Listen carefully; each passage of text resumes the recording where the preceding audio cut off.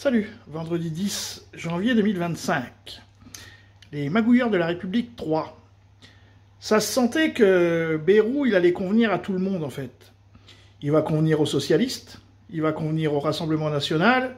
Bon, les seuls qui vont s'opposer évidemment, ça va être la France Insoumise. Il va convenir au LR, et on va se retrouver avec Bayrou pendant des mois, et je pense qu'il n'y aura pas de censure, parce que Bayrou c'est un faible. Et ces gens-là, là, qui rigolent là, eux, ils sont pas faibles, hein. Ils sont forts, et donc chacun va venir tirer couverture pour soi, quoi, et continuer à gagner 20 000 € par mois. Parce que c'est ça l'histoire, hein. Il n'y a rien d'autre. Hein. Donc du coup, je pense que Bayrou, quelque part, eh ben, c'est le Premier ministre idéal pour tous les partis politiques de ce pays, à part peut-être la France Insoumise, parce que c'est un faible, Bayrou. Bayrou, il va dire oui à tout le monde. Donc, on va encore s'enfoncer un peu plus, on va prendre le déficit. Il y aura, comme Marc Toiti le dit, peut-être 4 000 milliards d'euros de déficit à la fin de l'année prochaine. Et il y a un moment donné, la sanction va tomber. Et ils vont commencer à taper dans les réserves. Dans les réserves, c'est-à-dire notre pognon. Hein, les comptes en banque, les assurances vie, je sais pas quoi. C'est ça qui va arriver. Parce que, écoutez... Pas de toute évidence au cœur des discussions aujourd'hui. C'est bien que tu détailles.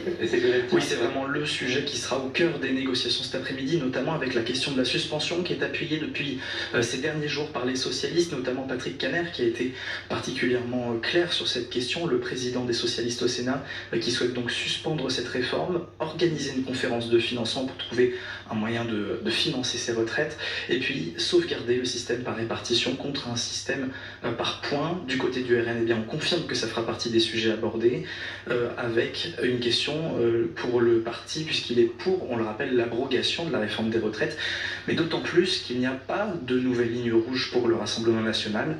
La suspension de la réforme pourrait être donc le moyen pour le gouvernement d'éviter une censure de la part du RN et d'une partie de la gauche.